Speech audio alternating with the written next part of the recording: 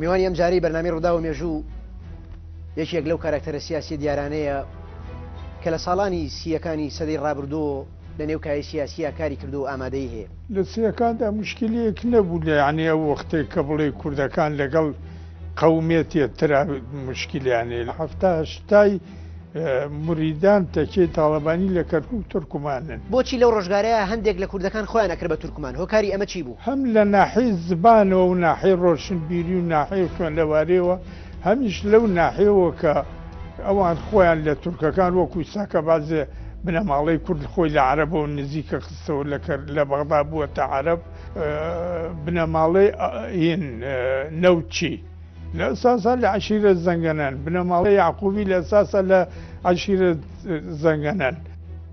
بەرنامەی ڕوودا و مێژوو لەگەڵ سیاسەتمەداری کورد موکەڕەم تاڵەبانی شەوی سێشەممە کاتژمێر 8:05 لە NRT-ەوە پێشکەشتان دەکرێت.